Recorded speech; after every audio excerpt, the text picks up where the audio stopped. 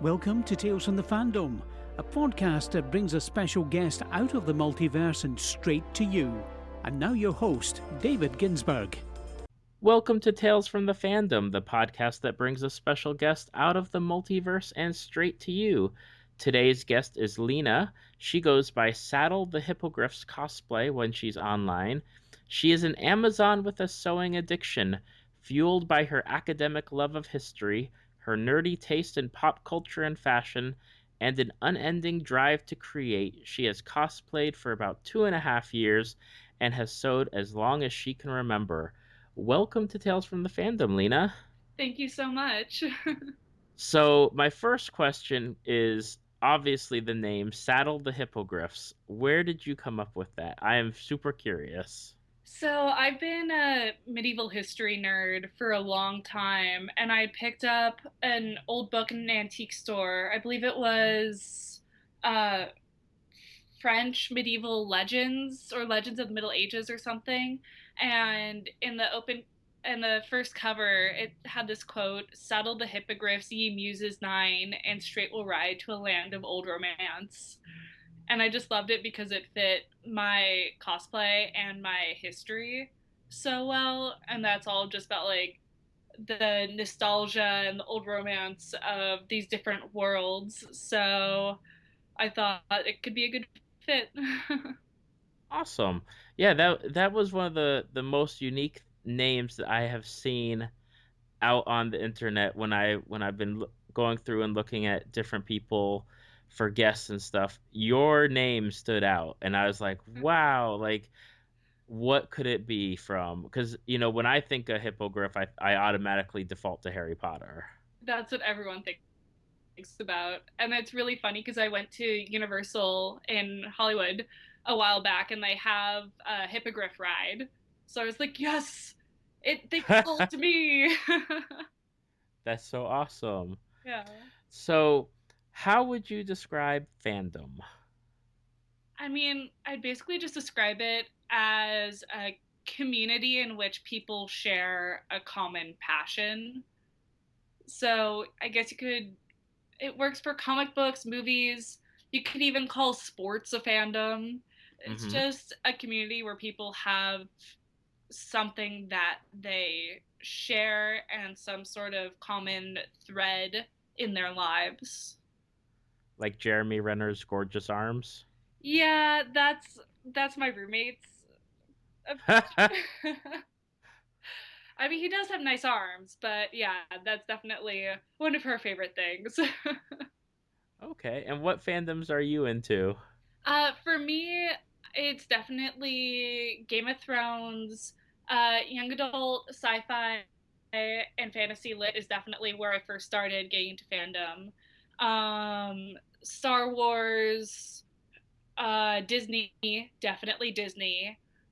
I recently started to get into comic books, and yeah, I guess my fandoms just keep growing over time. Okay. Well, let's start off with Game of Thrones because it's one of the more popular current fandoms that are out there. It's really exploded and brought a lot of people who may not have been into, say, fantasy, but they get into it. It's really got this pull where even people who are like, "Oh no, I don't watch nerd shows or, geeky shows." But then you say, "Well, did you watch Game of Thrones?" "Oh yeah, of course I watched Game of Thrones." It's one of those can't miss TV shows now. How did you get into Game of Thrones? Well, I remember going into Borders and Barnes and Noble back when Borders existed, and I would see the books for years, but I would judge the book by its cover, and the covers were kind of boring, so I didn't really give it a chance. And then I believe I actually started watching the TV show first. And I got through maybe episode 5 and went, no, I need to read the books. Because usually I prefer the books over the TV or film adaptation.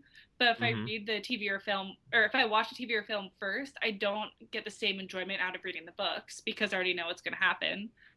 I don't know why it doesn't work in reverse.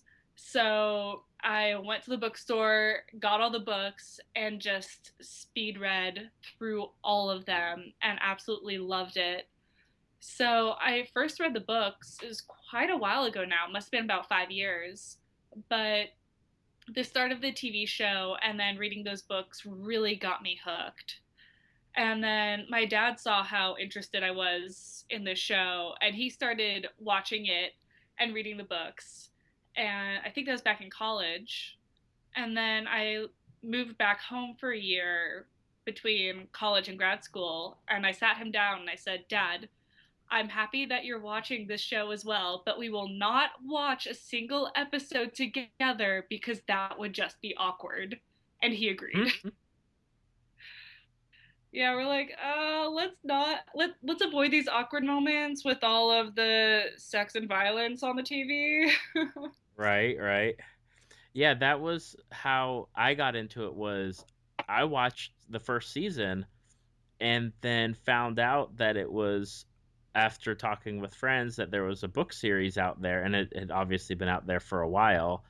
And I did the same thing you did, but after the first season, I read all the books and just fell in love with everything that's going on, because in the series they make mention to or allude to certain things that are happening, but in the books they have all the extra detail, all the extra characters, the extra houses that are involved, or the lower houses that are pledged to the, the bigger houses of Westeros. And it's so well done and involved, and I just love it. Like, I love Game of Thrones. Yeah, and I like how they explore different characters differently in the books versus the TV show.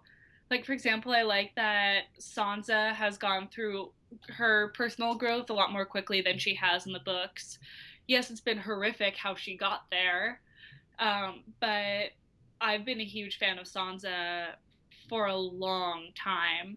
And most people are like, no, she's just a whiny little brat. I'm like, Mm-hmm. she's 14. Wouldn't you just be a terrified little brat if you were 14 going through this? And Marjorie, I feel like, is a much more developed character in the TV show as well. And then Brienne is my favorite character, in part because she's also 6 feet tall. I think she's 6'2", 6'3", but she's also an Amazon. Um, and I just love her moral character and the journey she takes. So it's nice to see such a wonderful actress portraying her and really bringing her to life. I was going to say, who was your favorite character, and you answered that question already. Well, So Brienne is one of those favorites for you, of the people, or of the characters that are out there now. mm-hmm.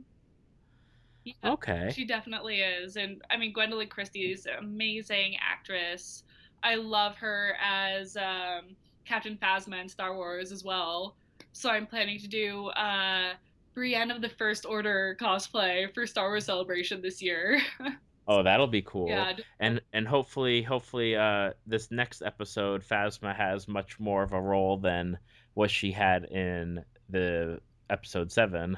yeah, she deserves much better than to just be left in the trash compactor. Right? Yeah. So, do you like, because you've read the book, so I'll jump between books and TV series. Do you like the changes that were made on the TV show as far as Brienne and her relationship or non-relationship with Jaime? Although I have to again preface that with the TV show leapt ahead in where we are from where the books are. So some of the things may or may not have happened or aren't going to happen the same way. So, I mean, I honestly don't remember. It's been probably 5 years since I read the books. So I okay. honestly don't remember the relationship she had with Jamie. Um, I mean, yeah, I honestly don't remember. Okay. D- for the TV series then, Mhm. do you like Jamie with Brienne, or are you more of a Brienne and Tormund kind of person? I mean, I could just imagine the sexy ginger babies that her and Tormund would have. And with where they are in the TV show, are you completely caught up? Yes. Okay. So, sort of spoilers for anyone who's not completely caught up. I mean, after everything that his sister has done, I think that Jamie's relationship with her is over. So I wouldn't be surprised if he moves on to someone else. But I also think Brienne is so embroiled in the North now that I don't think that she could ever move away from that and move towards a Lannister.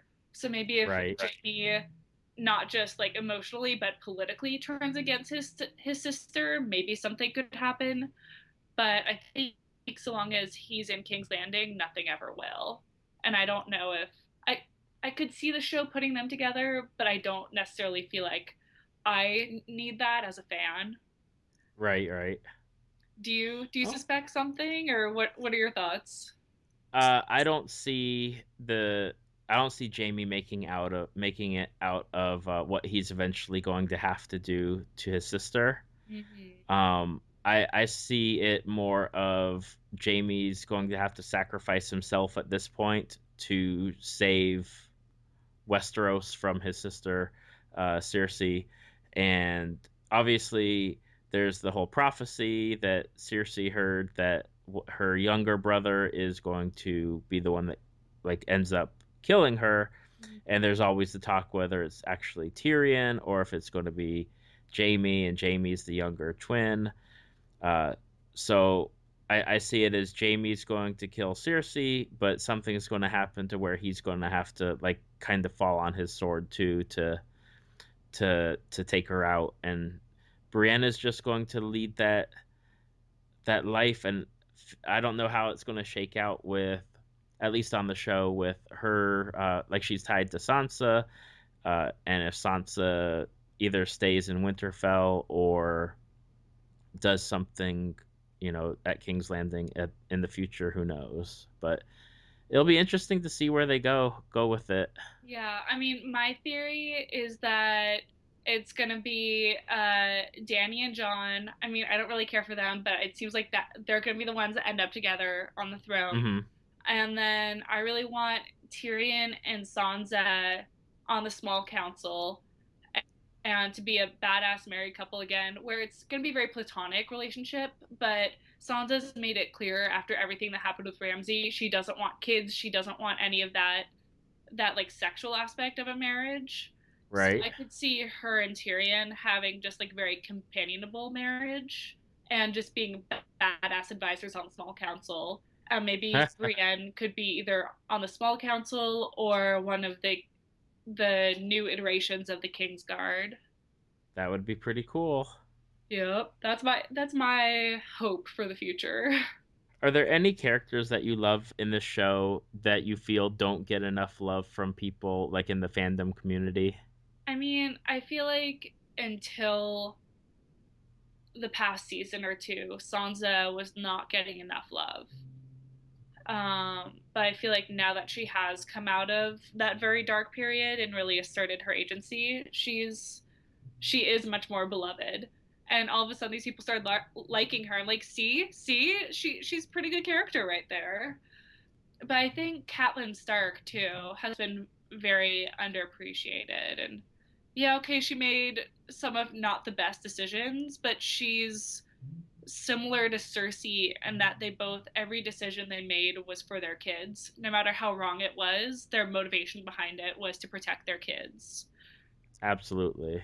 And so I think those two are very important parallel that a lot of people really forget to look at. That is a good parallel. And then I remember reading something about how like Cersei's journey or the Lannister story started with, or all this trouble started with Jaime pushing Bran out a window, and then it kind of ending or stopping when Tommen decides to jump out a window. Oh, that's an And interesting parallel. it all started with Jaime, doing that, and then through Cersei's actions, Tommen decides to take the jump, and Now, here's, Cersei had been doing everything to protect her children, and then that one action that she did, finished Tom, and I'm sure, like, in her mind, it's not her fault at all. But now she's queen. Yay. Yay, yeah, yay. I mean, Yay. they have this great setup and everyone is so excited. And then we'll go, what do you mean you guys are delaying filming so it's more wintry while you're filming? Because that fits a TV show, but that means we have to wait even longer till the next season. Right, and one of my friends, Rebecca, who is also a guest on the podcast, she had made mention to me off the recording, I believe, that because of their delaying and when it will eventually debut, they're going to actually miss the Emmy season next year.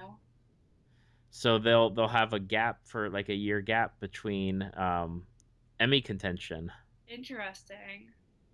So, but we'll have to suffer through the delay and then the shortened seasons, and then it's only got two more. Although there's that speculation now about having a spin-off or a prequel type of Game of Thrones series.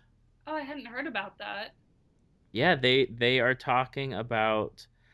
I think most of it focuses on the prequel, on either when like the Targaryens come over in the first place, or there's a short story that I believe George R. R. Martin did. It's called Dunk and Egg, and it focuses on a knight and one of the eventual Targaryen kings during like a few of the wars that are happening um, during their like time in Westeros. But you never know with HBO. They'll either say that they want to go through with something, or they'll just be like, no, it's over.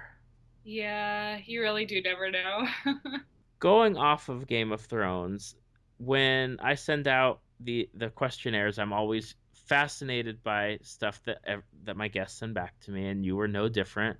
There were two authors on your list that I am not familiar with, and I actually looked them up today to see what some of their work is, and I've heard of one of the authors, but there was one author that you said was really influential in you like getting into fandom, or at least that arc of fandom or part of fandom, and the author's name is Tamora Pierce or Tamora Pierce. Yeah, it's I've been told it's spelled Tamora, but her mother wanted it to be Tamara, but she was so drugged up like after the birth from giving birth to her daughter that she said it wrong, or like the nurse wrote it down wrong. So it's supposed to Okay. be Tamara, not Tamora, but I have no idea if that's true. That's just what someone else told me. But yeah, I started reading her books in middle school, and I largely credit her books for getting me through some of the roughest times of my life. Middle school and high school were really rough for me, and I just read her books again and again and again. And the Alana of Trebon series, Lioness Rampant, that was my favorite. And whenever I was just like in a really rough place, I would just reread that first chapter. And by the end of the chapter, I'd just be in a much more calm, peaceful place. So that series really means a lot to me. It was the Alana series and Dane. Those are my two favorites. Okay. What is it about the series that really drew you to it? I mean, it was a huge groundbreaker for when it was published.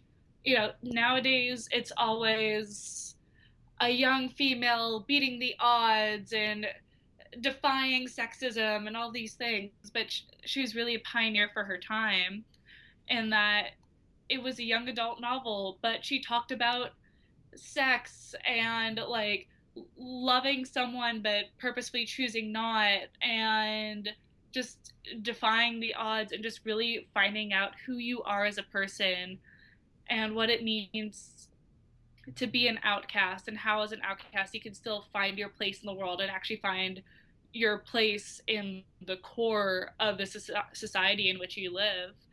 And it just meant a lot to me. The characters were so vivid and so well written, and believable in a time where I think a lot of others, they just felt very one note. Hmm. Um, some part it was the age at which I read her books, but part of it too is just that she set the stage for so many other authors. Um, that her books really mean a lot to me, and it's the whole high medieval fantasy. So it also got me into the medieval history. It has nothing to do with the Middle Ages, but there are knights and castles and magic and all that fun stuff. Right, and that's what it lines up to, if you're trying to sync it up to something that you can relate it to here. Yeah.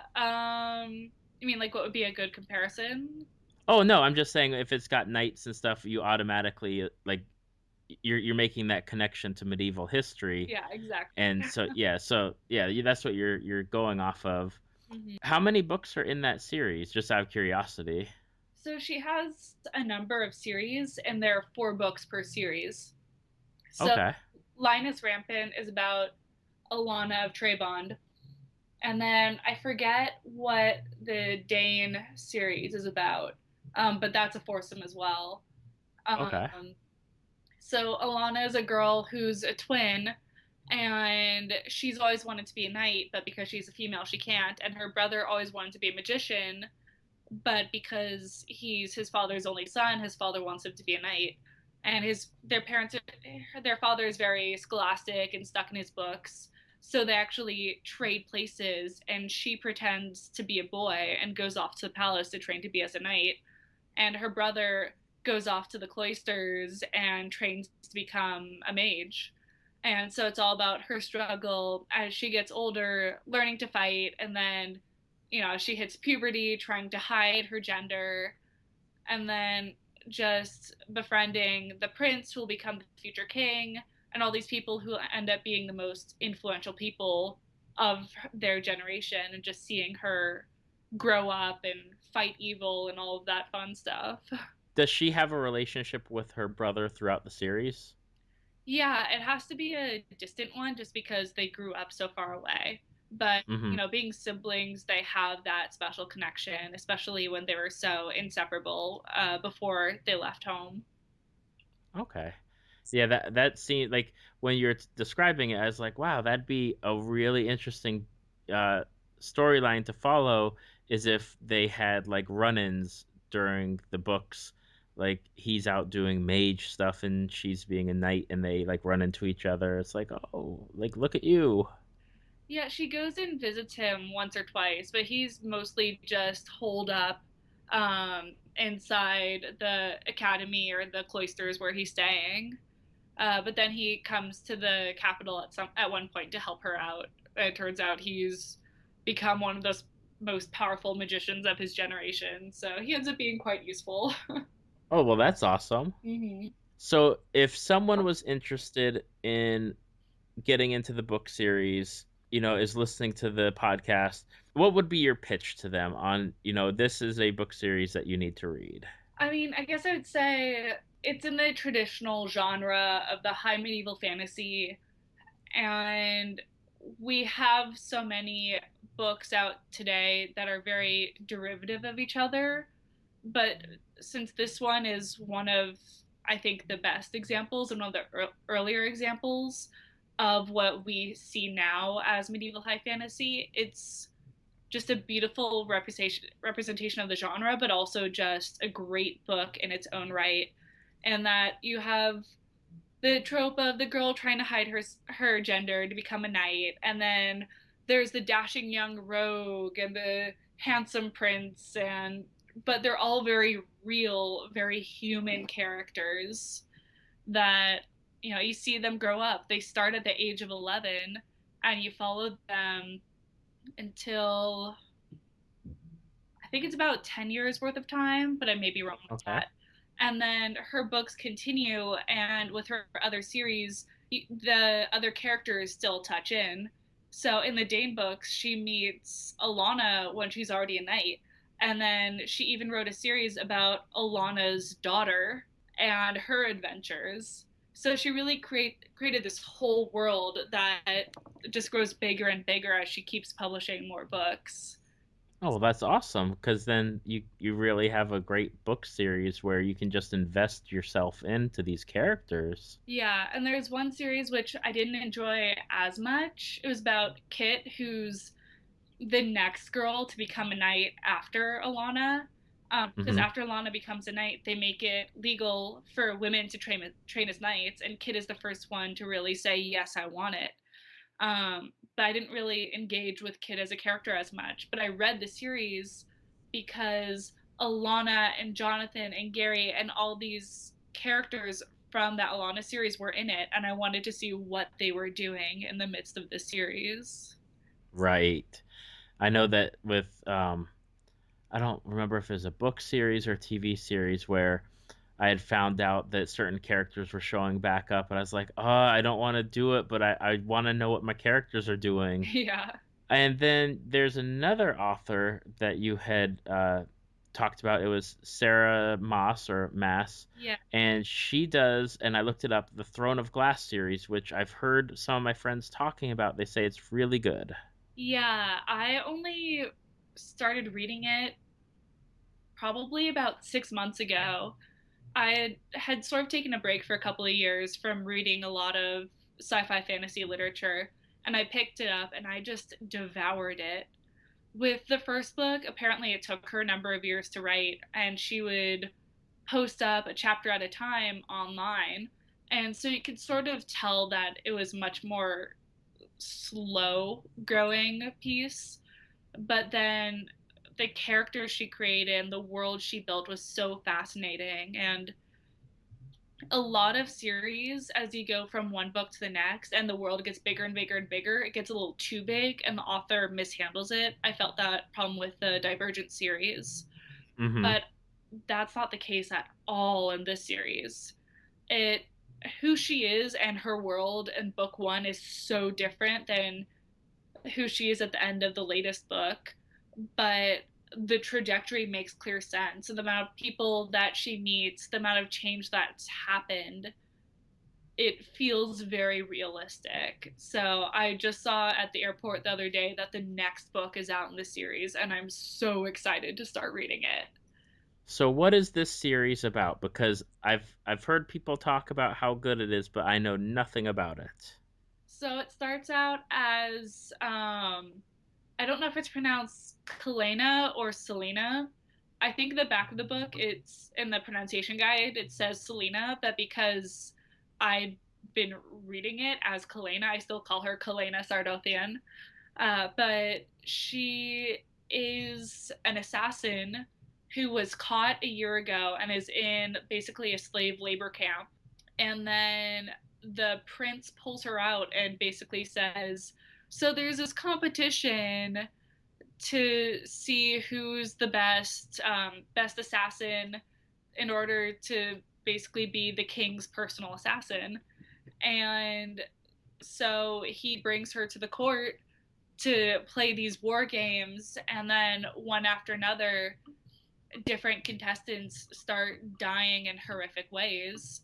And so, on the one hand, she's trying to win this competition while also hiding her identity because they kept her identity a secret from the whole populace. Like, everyone knew there was this assassin who had killed a ton of people, but they don't know that she was actually a 17-year-old girl. Okay. And then she's also trying to figure out what this evil is and how to defeat it, while also coming to terms with her own fate and her own destiny.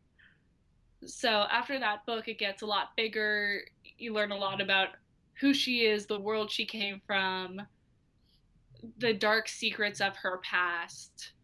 But it's just a really well written series. Yeah, again, I keep saying it. I've heard people say so many good things about it, and it's definitely like on the radar of needing to check out. But now, like, I had no idea it was almost like an Assassin Hunger Games with a Yeah. a bigger story going on. I mean, I'm really breaking it down to like probably the very basic, like equating it to something that I know about. Yeah, I could compare it to like an assassin Hunger Games that that then involves demons and magic, and it's another one that's very high fantasy. In that, like, there used to be fairies, but then magic was erased from the land, and there's still this massive fear of magic, and it almost reminds you of like the McCarthyism and the Red Scare of like a few decades ago. It's really interesting. I'm gonna have to check it out, and I keep adding books to my must-read list. Well, I'm sorry to add another, but she also has another series. It's the Court of Thorns and Roses. Okay. And the world is very different, but Farah, the main character, her personality is very similar to Selena, however you pronounce it. So if you really like Kalena as a character, then definitely read Court of Thorns and Roses, because she. Is that I'm sorry, is that another series that you've gotten into? Yeah, that's also by Sarah J. Maas. Okay. And she started writing Court of Thorns and Roses after she had already written Throne of Glass.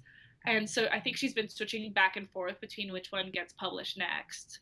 Okay. So you see a lot of similarities in the characters, but the worlds they're in and the way they react to certain things are very different. So I definitely recommend that one as well. Do they take place in like the same world, or are they completely separate? They're completely separate. So Okay. Throne of Glass is in a world where magic has been blocked, if that makes sense. So there's no more magic, hasn't been for the past, I think, 10, 15 years. And you're dealing with demons, and there are like elves on the fringes in other lands, and there are witches on fringes in other lands. And then in Court of Thorns and Roses, there's the land of the Fae and the land of humans, and there's a strict wall between them, because the Fae used to treat humans as slaves, and then there's a big war, and a number of the Fae the helped the humans against the Fae who treated them as slaves, and there's a big wall, big war, and it's about a human girl who lives close to the border, and she gets taken into the Fae world, and she meets this world where each different land has a different court. So there's the summer court, the spring court, the dawn court, the night court, and so she's dealing with this political intrigue in a world where people are immortal, so they're that much more vicious when it comes to punishment and revenge. It's odd to sort of explain it, but they're really intriguing stories. So definitely read a synopsis on Goodreads or whatever, because I don't think I'm doing them justice. Okay. Yeah, the storyline, especially with the like politics and intrigue when it comes to supernatural creatures that live a very long time, is something where and I've dealt with it in like different role-playing games, like tabletop games, where you definitely can see like the machinations or machinate, I'm not sure if I'm pronouncing it correctly, of those long-lived characters where they'll wait centuries or longer to get back at like the smallest slight, and then to just add like that political element into it. I'm that always makes for great stories. Exactly. And they can spend decades setting up for a big moment of revenge or of grabbing power that everyone else is lulled into a sense of complacency because it's been so long that they've been setting this up. Absolutely. Like you at a certain point in an immortal character's life or a long-lived character's life, they tend to like forget about things, or if it's not significant to them, they brush it off. But that person that you've upset, or you've taken something from them and you're not even realizing how important it is, like that person for the next 100 years, 200 years, that's all they're focusing on. Exactly. Awesome. Now, before we jump into one of the fandoms that I wanted to talk to you about, you said you just started reading comics. Yeah. What comics are you reading? So I've been reading all Marvel because it was a Black Friday deal where for a certain amount of money you got a year subscription to Marvel Unlimited. It's Okay. an app where you can read basically a butt ton of Marvel comics. They don't have everything out there in there. Things that are decades old. Maybe they'll have episode one, the first comic, Right. and it's delayed by a couple of months, so you're not going to get the stuff that was actually released that week. You'll get what was released maybe 4 to 6 months ago. Okay. Um, but it's great for me because I was always intimidated to walk into a comic book store. I didn't know if I'd be treated as that typical fake geek girl, whatever tomfoolery. Yeah. I walked into comic stores a couple of times, and I was just overwhelmed because I had no idea where to start. So I'd inevitably just walk back out without buying anything. So to have that app and just randomly go, oh, Black Widow, I liked her in the movies. And then you start reading her story and you really enjoy it. And then I read Captain Marvel and absolutely loved it. And then she has interactions with Spider Woman. So I read Spider Woman and loved it. And then Silk is one of my favorite characters as well. So it's nice that because so many characters interact with each other, when you find a character that you like, you can go off onto a tangent and read their own series. And then you can also read series where there are a number of characters together to introduce it to even more people. So Absolutely. I find it a fascinating world, and I'm still learning how to navigate it, just because since you're not reading them at the time they were published, sometimes you'll then read something later that actually happened 2 years earlier, so they're on a different life path than the Mhm. last thing you read. um so trying to navigate that has been a bit tricky, but as long as you're aware that you're just sort of jumping in the middle, it's actually really enjoyable. Right. And I mean for especially now with what Marvel and DC have done with like the rebooting of universes so many times, at a certain point you're that's really what you're doing is you're just trying to find the stories that you like or the artwork that you like rather than almost keeping on top of what actually is going on in the current universe as it is. Exactly. Like I've been reading the reboot of, or not the newest reboot of Miss Marvel. I've been reading Captain Marvel, so I haven't read about Carol Danvers back when she was Miss Marvel yet. Right. Um, and I've been reading Spider Woman when she has her new sort of motorcycle jacket instead of her bodysuit. Um, but so most of the comics I've been reading have been less than 5 years old, but it's a great, fascinating world, and I have so many friends who are hardcore into comics. So I know anytime I can go to them and be like, "Hey, give me a recommendation," and they'll give me a list of 20 comics I need to read. Absolutely. I mean, I would almost want to be like, you need to read, X, Y, and Z, but at the same time, with the app, there's so much out there Yeah. that is accessible, and eventually you'll find like the characters that you enjoy. I know for me sometimes with comics, I'll love the character, but then if like the artist isn't one of those artists that I really enjoy, it turns me off, and it's like, do I struggle through and read the story, which is sometimes good, and deal with the art? Mm-hmm. But yeah, it's just one of those things. Everyone finds their own path, but it sounds like you're doing a phenomenal job of getting into it. So, Thank you. yay!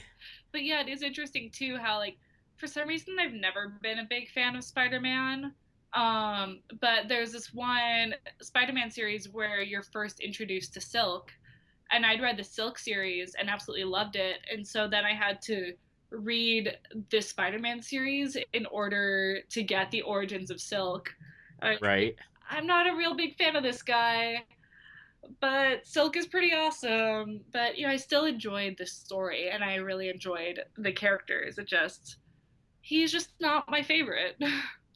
right. I mean, and everyone's got that. Like, my favorite Spider-Man is not even Peter Parker. I like Miles Morales, but that's because of where I entered in for like my collecting of comics was the different universe that they had, the Ultimate Universe for a while, where they had like basically had this side universe of they had like Ultimate Spider-Man and Ultimate X-Men, and instead of the Avengers, they had a team called the Ultimates, and is a different take on different origins and different stories, and everything was different and changed. And like that's why I just like Miles way better than Peter Parker, just because I really enjoy Miles, like his story that goes on. But yeah, everyone's got their own thing. Like, and like I'm not going to be like, oh, you like this character and I can't stand them. But like, why would I say that? Because obviously, if there is bringing that person enjoyment, I have nothing. Like, I've got nothing to say. I mean, we're all in that comic book world. Yay for comics. And that's what I like about the comic book world being so expansive is if you don't like a character, you can avoid that character and you can really just gravitate towards your own niche of either illustrators or characters, and it's nice that it's much more, you make it your own story based on which characters you read, and so everyone can identify with their own different section of the universe. Absolutely, absolutely. All right. So detouring off of the comics, there's a TV show, and it was a movie series at first. And I remember when the movie series was or movie was coming out, I was like, "Oh, it's the doctor from ER. He's what? Why is it? I don't understand what this librarian is doing, and he's acting like Indiana Jones kinda." But now there's a TV series, so the librarians, please explain it to me, because again, it's something that I've seen around. A lot of people have said that the TV series is really good. I didn't even know there was a TV series until someone told me about it, because all I knew was the movies. Yeah, it's really good. So what happens is, I mean, I explain the librarian who's played by Noah Weil. He's Indiana Jones meets the Doctor from Doctor Who. So he's that adventurer, explorer, finding all these magical objects, but he has the curiosity and the personality of like David Tennant Doctor Who. And so he's just fun to watch. And TNT did 3 movies over about 10 years. But I remember when I first watched the first movie, within the first 20 minutes, I was like, that's it. That's me. He's this nerd scholar who's just been in school for a long time. I think he's like 32 in the first one, and he's just been getting so many degrees, and his professor has to pull him aside and say, go live in the real world, which I it really resonated with me because I have a master's degree in medieval history, and yet I'm working in marketing for a shoe company. So, I had to give myself that intervention of leave academia, go experience the real world. So I love him as a character. And then they created this TV show, which is, um, how do I explain it? He's in the library, and then through different circumstances, he loses the library, and there's this evil. The Serpent Brotherhood are trying to hunt down all of the people who showed up to audition to be the librarian at the same time Okay. that he had. I think they're trying to kill the librarian, but they're not sure who's the librarian, so they're killing all of the people who went to that interview. And it turns out that there are 3 people still alive. So they save those 3 people, and then he has to go off and try to get the library back. And he leaves the 3 librarians. There's only ever been 1 librarian, but now there's 4 of them because they need the 3 others to keep collecting all these magical artifacts that are ending up in the wrong hands. So he's off on his own path, and then the TV show is all about these 3 librarians and their 1 guardian. And it's really good. It's done by Dean Devlin, who did Leverage. I don't know if you ever saw Oh, that. I love Leverage. Yeah, it's him and then Christian Kane, who is on Leverage, he's in the Librarians as well. Oh, okay. See, and that's the connection is because I love Leverage. I love like it's so great, and my friends got me into it, and they got into it because we all watched Angel back in the day, and Christian Kane was on Angel, and then he showed up in Leverage, and was awesome as Elliot Yeah.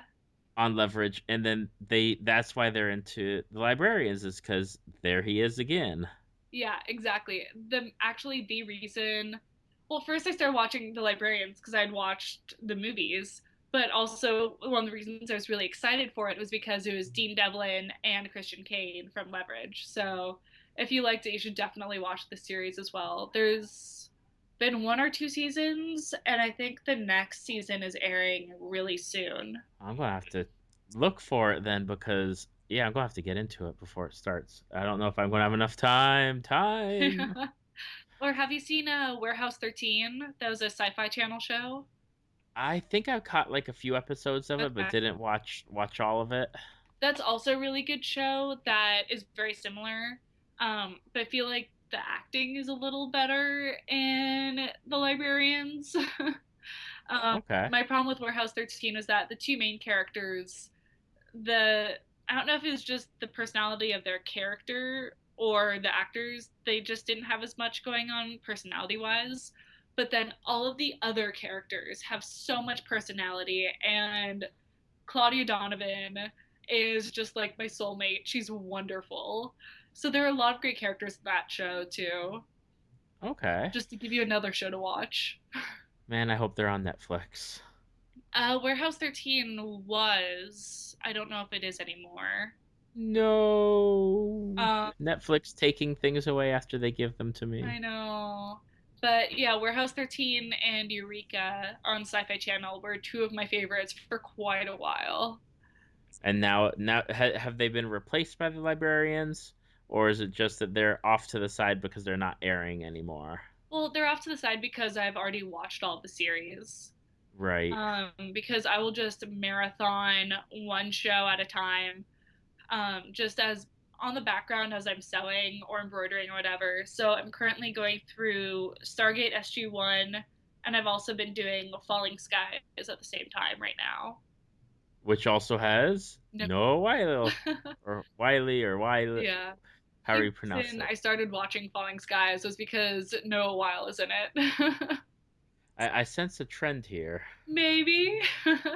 Just a little bit. Does he show back up in the Librarians TV series, or is he just like mentioned or referenced but not showing up? His character keeps popping in and out throughout the series, and I think he also did some producing for the TV show as well. Okay. So yeah, I think he had a larger behind the scenes role, but his character is definitely important in the show itself. Okay. And as you referenced, while you watch shows, you do something else, and that's sewing or embroidering. And as I mentioned in the opener, you are a cosplayer because hey, Saddle the Hippogriffs Cosplay Yeah. is a key component in that word besides hippogriff. And that's actually how I found you and asked you to see if you'd be on the podcast is through Instagram, finding cool people that dress up in awesome costumes, and yours are amazing. Thank you. How did you start cosplaying? Like, was it just something that you always have been doing, or did you just get into it? Well, it's kind of a long story, but I've been sewing as long as I can remember. My mom sent me to sewing camps back when I was 6 years old. So I've been sewing for over 20 years of my life. And back in college, I became the costumer for the theater club, and I also worked in the costume shop for the theater department. So I always had that creative outlet to balance the academic side of my life. And then after I graduated college, I wasn't sewing or costuming anymore. And I was in grad school, and I had a friend who I was doing my master's at King's College in London, and then my friend was doing her master's at Oxford. And I was telling her about how I just felt very uninspired and like I was just lacking something. and she was part of a Rebel Legion. So she said, "Come with me to London Super Comic Con. I think you'll have a great time. Show up in costume because cosplay is a thing." And I think it was maybe 2 or 3 months after Frozen first came out. It wasn't even on DVD yet. Okay. And I was home for Christmas break.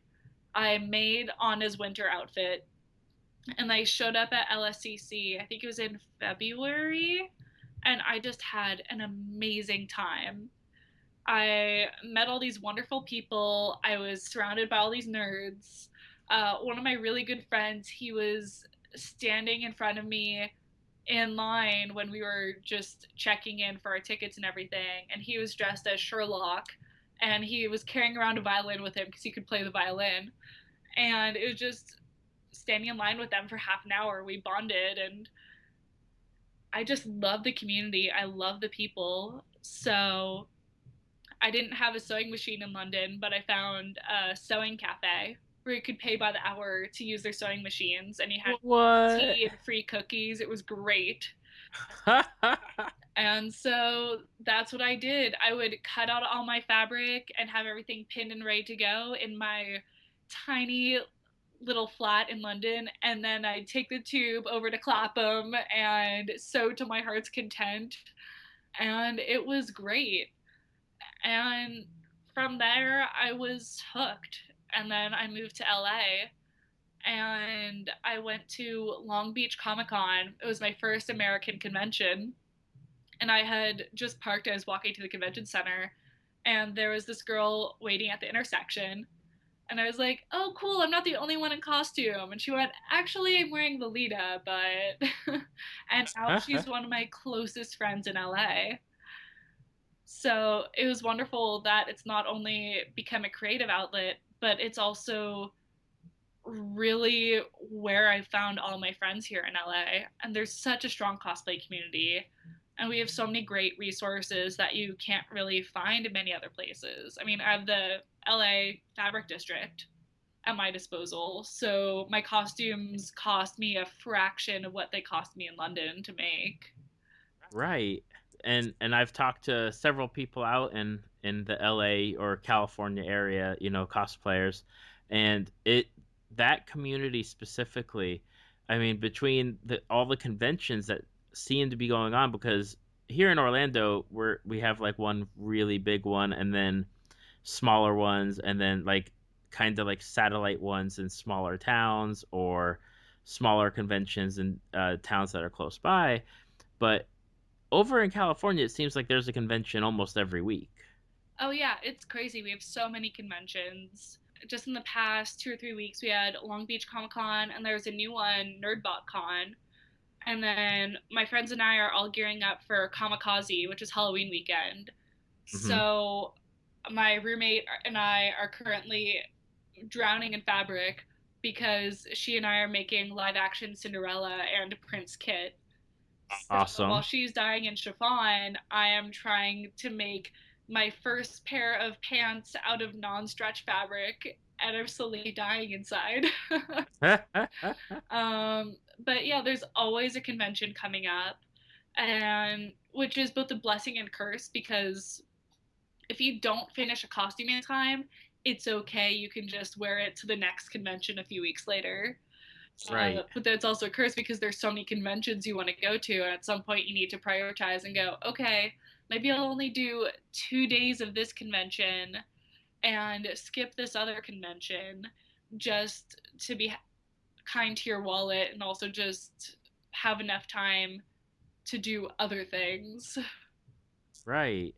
Now, are you what are some of the costumes that or outfits that you are maybe more well known for? Like, if people know who you are on the internet, they automatically think of like which characters that you do or costumes that you've worn.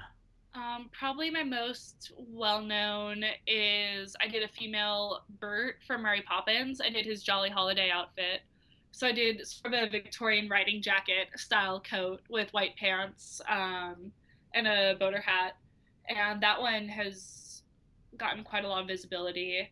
And then Also, I did Marjorie Tyrell's purple wedding dress Mm-hmm. from Game of Thrones. I did that while I was writing my master's dissertation. So I'd slowly go crazy writing my dissertation, and I'd slowly go crazy hand sewing something like 250 rosettes for the train of that skirt. And that one is also quite well known. And then recently I've been making, it was inspired by, there's a girl who does more historical costumes called Angela Clayton. I think she's based out of somewhere in the greater New York area. I think it might be Jersey, but I'm not positive. Um, but she did a like a knee length dress that's all hot glued flowers on the skirt, and so Okay. I did a full length version and did it as an autumn fairy because I had some fairy wings from a live group I did with a couple of friends. And the pictures of the work in progress of the skirt are the ones with the most visibility and the most likes out of anything I've ever put on Instagram. So I think once I get those photos back from the photographer, then I think those will do really well as well. Okay, that's awesome. I know that like I think it was Marjorie's dress that was the one where I was like, wow, that's like incredible. Thank you. And then I know recently you did an Inara from Firefly, which Yeah. most people love Firefly, so yay Firefly. Yeah, it was really interesting too. I would purposefully have my friend who is dressed as Kaylee and like the pink ruffle dress, I'd have her walk in front of me because people would see hers and go, "Oh, that's Kaylee," and then make it that much more likely that they'd recognize mine. Because Right, it's one of those costumes where once someone knows what it is, they're like, "Oh my God, that's an art. That's such a good job." But your brain doesn't instantly go, "That's Inara," just because I feel like it's less of a recognizable costume. mm-hmm. Um, but I love that dress so much. I love the story behind the dress, that it was actually the costume designer's deconstructed wedding dress. And for the bodice, the weird seam lines at the hip, it's because they'd actually accidentally made it upside down. So the measurements were all wrong. So they just flipped it upside down.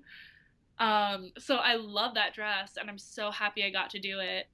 Um, but it is really interesting how people react to things online versus in person. And that online, it will say in the description, this is what this is. Whereas in person, you have the entirety of nerddom to choose from. Or it could even be an original design. You don't know. So Right. it's a test of your knowledge to figure out what each person is cosplaying. And like, I don't play video games, but I've actually gotten really good at recognizing video game characters just because I've seen so many cosplayers online do these characters that I now recognize them. Exactly. And that's one of the cool things is that you're seeing these characters like that character so like you see the either the character style or whatever and you're like the character's so cool. Where's that from? Let me find out. And then it just gets you down that rabbit hole even further. Exactly. And like that was the final push for me to start reading comic books because I saw these great costumes, these people who love these characters. And I just went, if you're spending that much time and money on your costume, obviously this is something worth experiencing. Yeah, exactly. What's the cosplay community like London versus California? Is there much difference or is there a difference? There's a huge difference for me, but I think that's also the difference of what part of the community I'm in specifically. Because in the UK cosplay community, it's a lot smaller. And so I'm friends with most of the main cosplayers in the UK. I think because it's smaller and because it's so easy for you to become so well known in the scene, there's a lot of petty drama and it feels very high school at times. Mm-hmm. Um, I mean, there's still great people there and I love them dearly, but I just hear so much more drama going on over there than I do over here. And I hear that there is a lot of drama. I mean, there's drama in any scene, but Right. I feel like there's more drama over there, but it could also just be that just my circle of friends, it sort of stays away from the drama. Most of my friends here have been cosplaying for 10 years, and they have no interest in popularity or fame, and they're just in it for the fun of hanging out with their friends in costume. So I don't deal with, oh, all of a sudden my friend has become like cos famous and is completely changing their attitude. I don't deal with any of that here. Right. All my friends and I are like, oh, hey, I love your costume. Let's go hang out with my photographer friend, and hey, let's grab some pictures. And it's not, oh, if I take a picture with this cosplayer and we tag each other, each of us will get more views and more likes. It's a different attitude. Absolutely. And I know that from talking with people while doing the podcast, I hear, different stories about and what you said, the cost famous thing, that there are the cosplayers who, like, for example, like Yaya Han, who's made it a business and everything. But then there's the people where it's like you almost wonder, are they still cosplaying for fun at this point? Because that's what it mostly is for people to have fun and enjoy themselves and take great pictures and have these wonderful costumes. Yeah, I think there are different approaches to cosplay.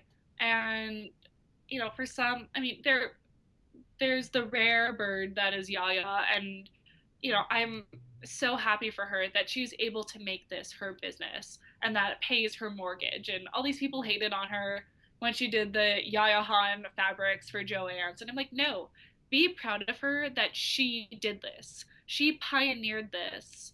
And only imagine what else will be available to us in 5 or 10 years down the road.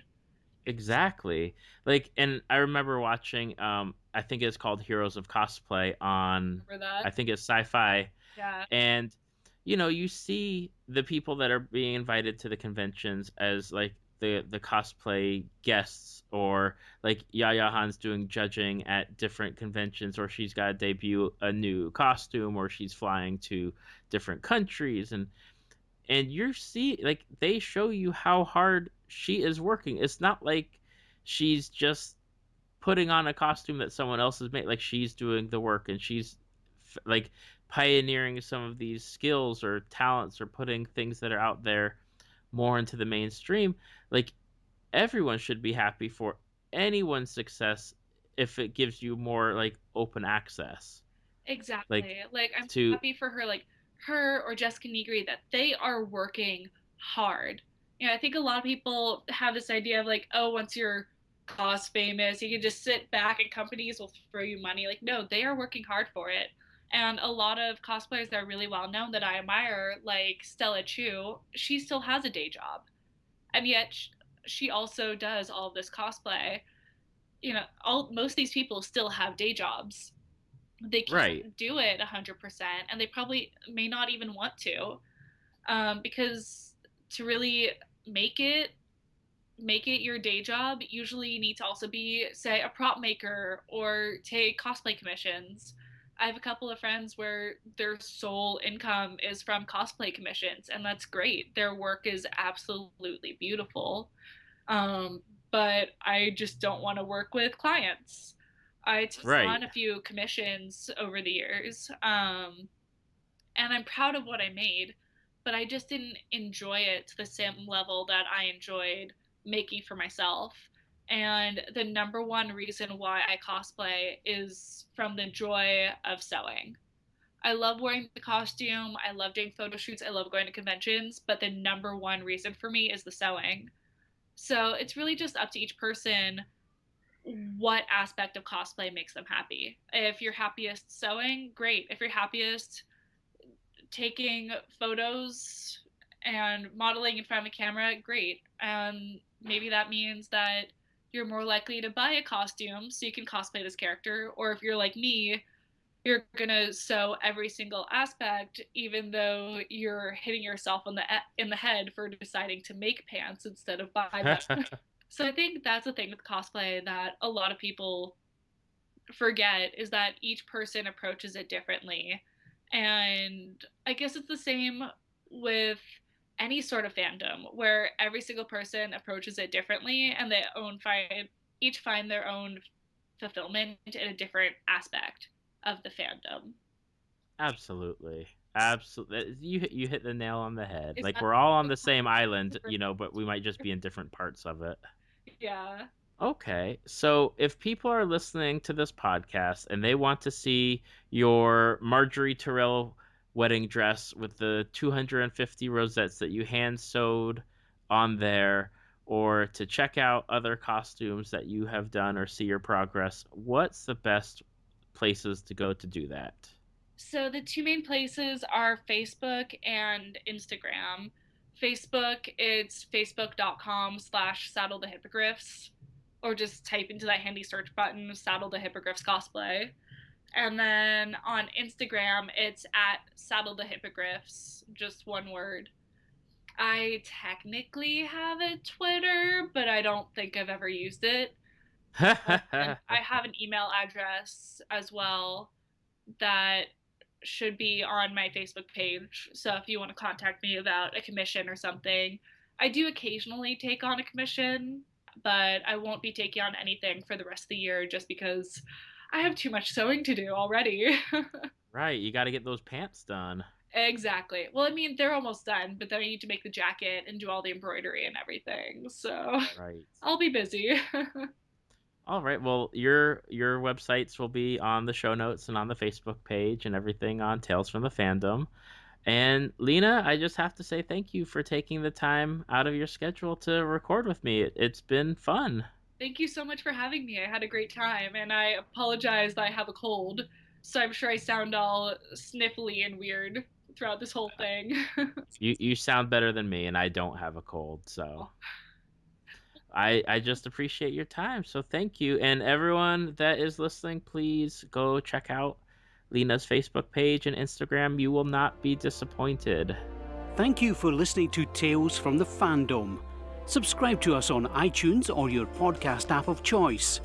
Follow us on Facebook at www.facebook.com/talesfromthefandom to see photos, links, leave feedback, and check out upcoming guests.